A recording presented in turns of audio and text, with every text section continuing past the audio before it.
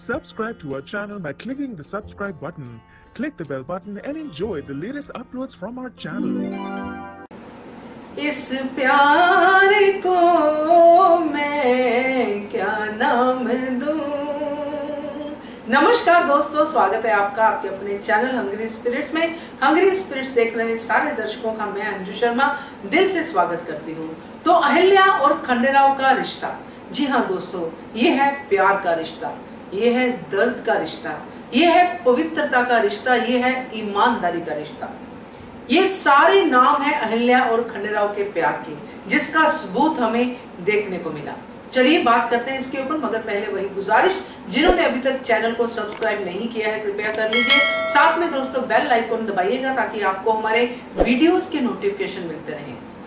खंडेराव और अहिल्या बचपन से ही एक दूसरे से प्यार करते आ रहे हैं, तब उनको इस फीलिंग का एहसास नहीं था। जैसा कि खंडेराव ने एक सीन में बोला भी कि तब मुझे पता नहीं था कि इसको क्या कहते हैं, मगर जब तुम नहीं होती थी तो मुझे बेचैनी होती थी। अब पता चल गया है, बड़े हो गए हैं, समझदार हो गए हैं, अब समझ सकते हैं उन फीलिंग्स को। तब वो प्यार जो है वो आ रहा है बाहर, वो समझ में आ रहा है, एक दूसरे के साथ वो शेयर करना चाहते हैं। मगर एक ही अड़चन थी जिसकी वजह से वो आपस में बातें नहीं कर पा रहे थे, और वो अड़चन थी खंडेराव की शराब की लत। तो दोस्तों ये देख के इतनी खुशी हुई, जो कल और हम अच्छे से देखेंगे सीन में, जो हमने कमिंग अप में देखा कि खंडेराव अहिल्या का दर्द नहीं देख पाते हैं, अहिल्या को इस तरह से रोते नहीं देख पाते हैं, इस तरह से जैसे हरकूबाई ने उनको बताया कि अहिल्या ने कैसे एक एक दिन आपकी याद में काटा है। वो सब चीजों को जब सुनते हैं तो उनका दिल इतनी बुरी तरह से पिघल जाता है अहिल्या के लिए कि वो भागे भागे जाते हैं, और वहां पे अहिल्या के साथ एक्सीडेंट हो जाता है, उसके पैर जल जाते हैं।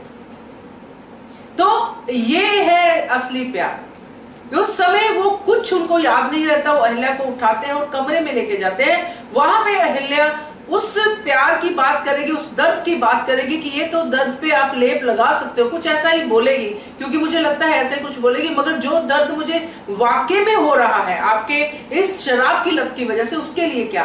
क्योंकि हमने इसी में देखा कि विजयदशमी के तोहफे में अहिल्या यही मांगती है कि आप शराब छोड़ दो।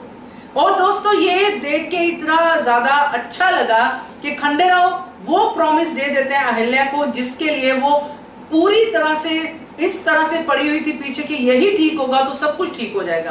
अहिल्या की सबसे पहली जीत ही वही थी कि खंडेराव शराब छोड़ दें, क्योंकि उसके ऊपर उसका बहुत कुछ डिपेंड कर रहा था, उसका वैवाहिक जीवन डिपेंड कर रहा था, उसकी जो भी खंडेराव की जो भी प्रॉब्लम्स होती थी उसको वो उसी से रिलेट करती थी। जैसे कि हमने देखा कि जब भी उनको चीजों को खंडेराव उलझाते हैं, जब भी कोई बाबा साहब को जवाब देते हैं, अहिल्या यही समझती है कि ये शराब की वजह से है कि इनका स्वभाव बदल रहा है।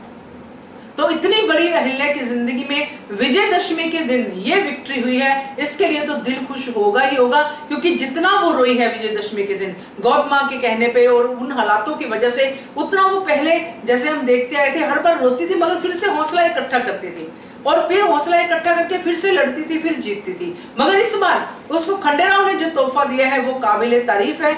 आखिर ये खंडेराव ने अपने प्यार का सबूत अहिल्या को दे दिया विजयदशमी वाले दिन कि ये है खंडेराव, और वो कितना प्यार करता है अहिल्या से वो उसने बता दिया।